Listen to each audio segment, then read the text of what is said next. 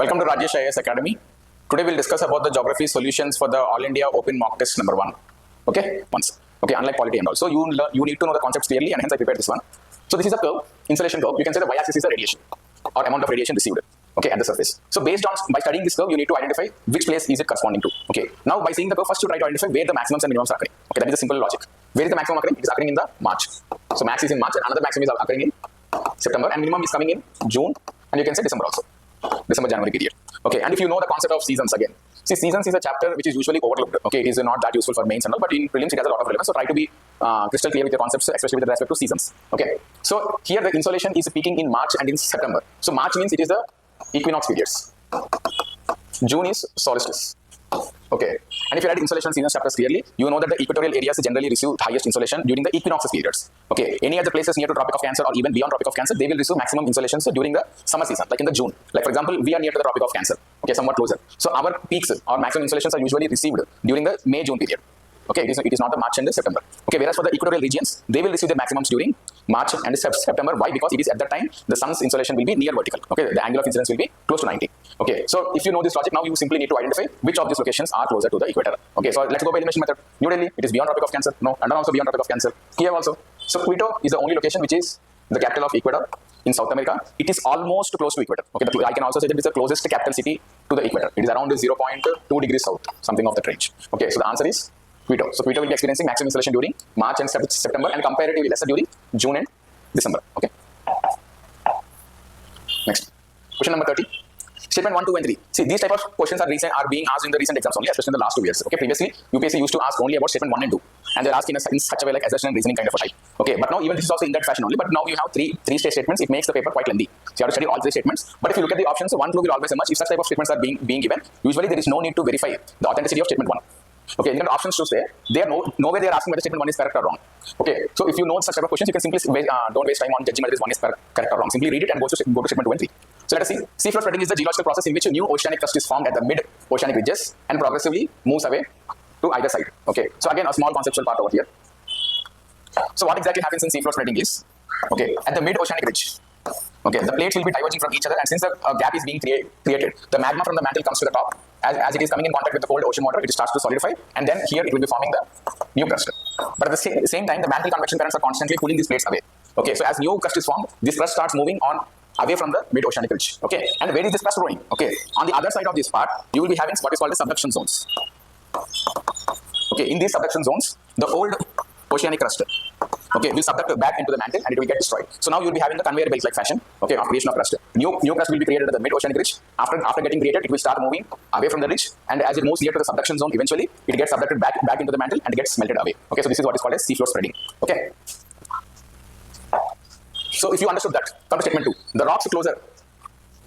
rocks closer to the ridge are younger compared to the ones far away from it. Of course, yes, it is at the ridge only where you will be having the creation of a new crust, and since a new crust is being created, so the rocks near to the ridge will be younger. Okay, and the rocks away from it will be comparatively older. This is one of the proof which Harry has given. Okay, next statement 3. The thickness of sediments decreases from the ridge to the continents. Now, for this I usually give a small analogy. Okay, like for example, if you have forgotten a book near to a window, okay, and you went to Jasra holidays for 10 days, okay, and by the time you come back to and open your room, okay, and when you go to the table, you'll be finding a thin layer of dust on it.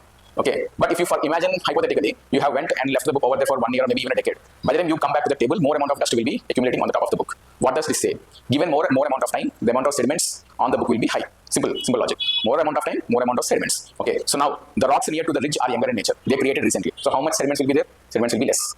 Whereas the rocks away from the ridge, near to the continental margins, they are created much earlier. So they will be accumulating more amount of sediments over time.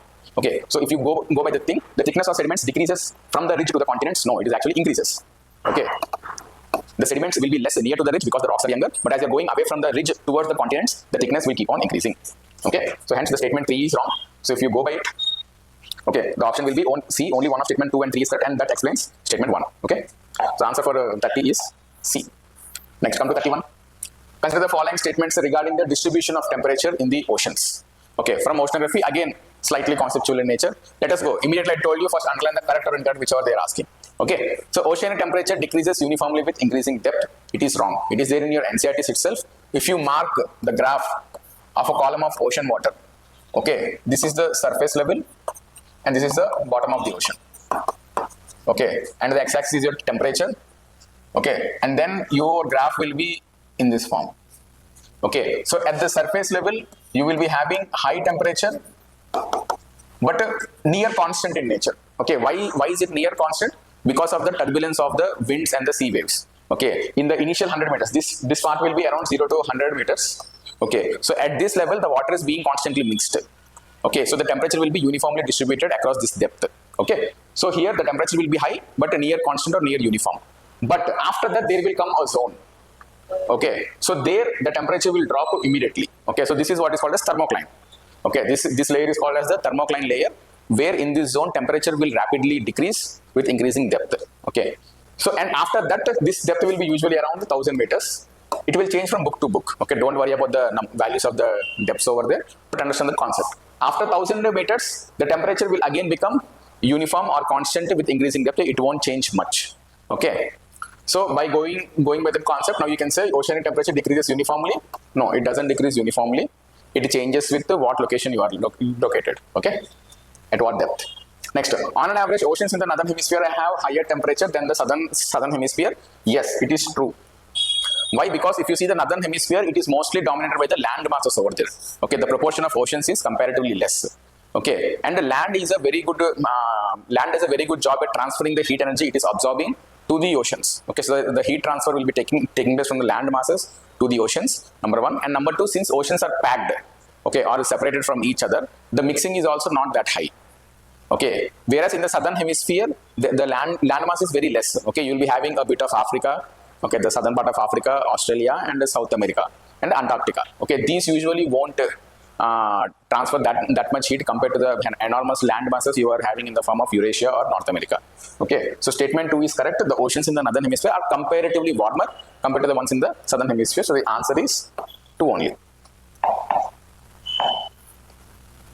32. Consider the following statement. Statement 1. The annual range of temperature is comparatively lower over Nagpur than in Surat. Statement 2. The effect of continentality gives rise to hot summers and cold winters. Okay. Now, here the concept is about the continentality. Okay, continentality means how inward is the land or inland climate. Continental climate is nothing but inland climate. You have the other side of it, it is called as the coastal climate. Or you can say maritime climate. What is the fundamental difference between the two? Okay, in coastal climates, you will be having the effect of a land breeze and sea breezes. So because of this impact of a land and sea breeze, your temperatures will be moderated. Okay, your daytime won't be that hot, your night times won't be that cold. Okay, because of the effect of land breeze and the sea breeze. Okay, whereas in continental climates, or you can say in locations which are located away from the coastline. Okay, like for example, say Hyderabad. Hyderabad is far away from the coast. Okay, so here you won't be having that effect of land and sea breezes, and hence your daytime temperatures will be higher and your nighttime temperatures will be very lower. Okay, so now based on this concept, if you see over here, the annual range of temperature is comparatively lower over Nagpur than in Surat.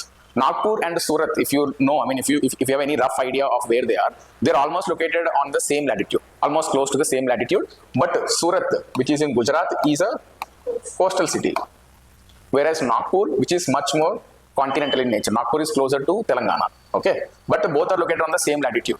But even though they are located on the same latitude, even though they will be receiving same amount of insolation, okay, but still the temperatures in Surat will be at variance with the ones in the Nagpur. Okay, in Surat, the annual range of temperature will be low. Why?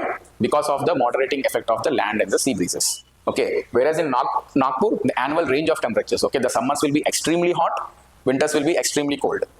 Okay, so Nagpur, the annual range of temperatures will be higher. So this is wrong. The annual range of temperature is comparatively higher over Nagpur than in Surat. Okay, so statement 1 itself is wrong. So once you get a statement 1 is wrong, the answer is on your side. Okay, statement 1 is incorrect, but 2 is correct. But let us see the second part also. The effect of continentality gives rise to hot summers and cold winters. Okay, this is what we have discussed so far. So statement 2 is correct.